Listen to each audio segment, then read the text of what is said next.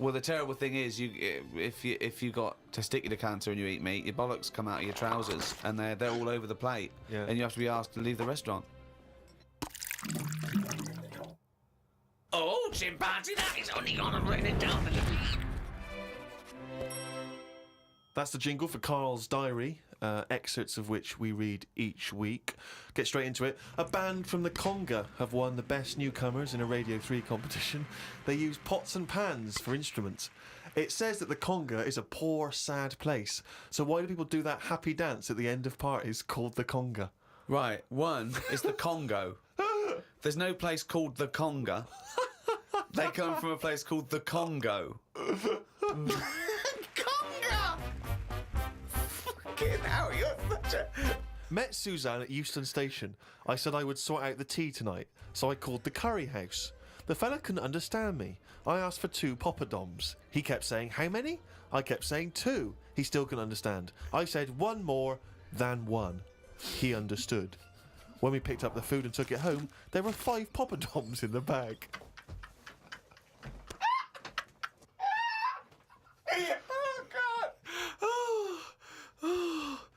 Oh, God. There is a restaurant somewhere that sells knobs to eat. No, there's not. There is. No, there's not. No, there is. It says that women can't eat too many of them, and if you want a seal's knob for dinner, you have to book in advance. Right, it's gobbledygook. This is the ramblings of a madman again. It's a trend, he writes. It won't last long. It'll be like hummus.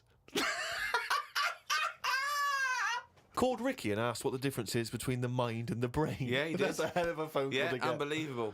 Unbelievable. Ricky did explain, but I can't remember what he said. I wondered at what age you are when the mind kicks in. Okay. Ricky changed the subject and said there is an island called Spider Island. There's nothing but spiders on it. A bloke went to visit the island and said there was 1,000 types of spider in one tree. What do you think about that? What do you think of an island that's just full of spiders? I don't know, because you need spiders. I don't know what they do, but they say a world without spiders wouldn't be good. But they sort of do something. There's something about if you did get rid of them all, it would have an effect. Well, of course it would. Get rid of anything, it'd have an effect. Not everything though. Like I've said, jellyfish and what have you. Well, no. It's 97% water or something. Yeah. So how much are they doing? Just give them another 3%, make them water. And that's more useful. Give them another 3% and make them water. Oh, God. Went into the gadget shop today. It's full of stuff that we don't need. Gadget used to be a good word that made you think of James Bond with all his gadgets. The best thing I could find in the shop was a clock that ran on potatoes.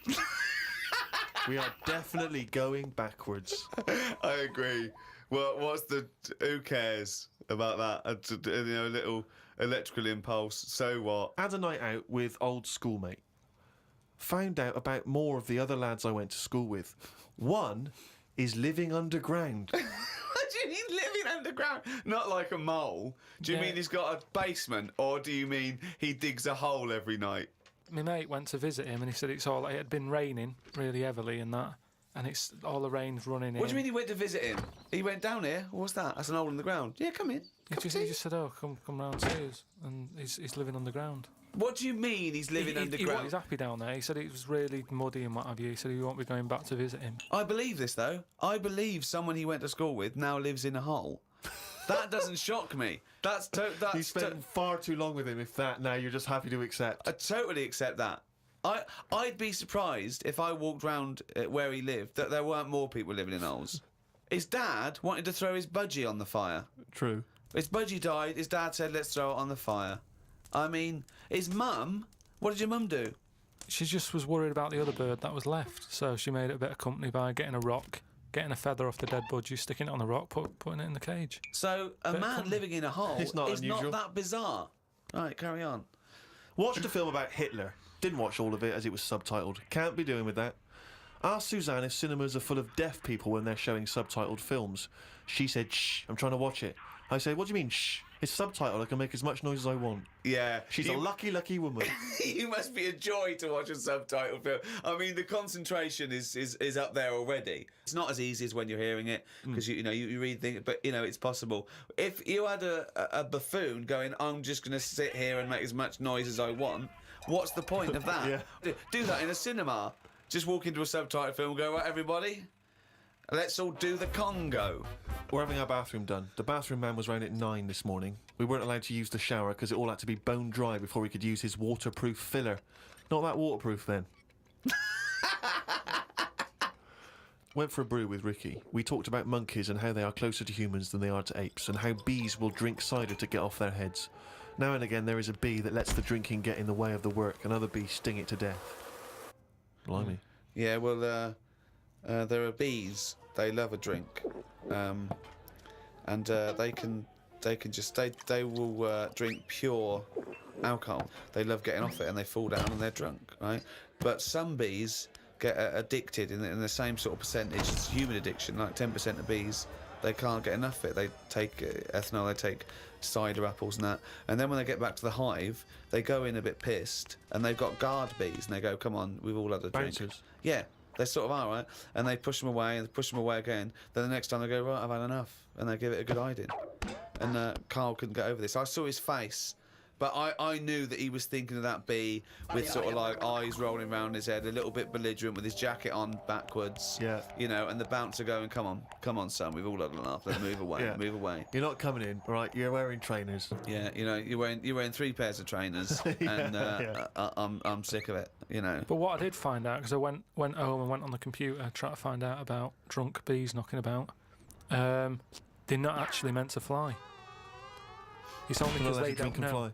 Well, no, but they're if they were told that you're not actually designed to fly, they wouldn't bother. No, this is that thing that goes around that aerodynamically, on the face of it, looking at the size of the wings and the body proportions and everything, that it's a surprise that they can fly. Okay, it's not that no one's ever told them they can't, and as soon as someone tells me not meant to fly, they all fall out of the sky going, "Oh, what are we doing?" Like in a cartoon.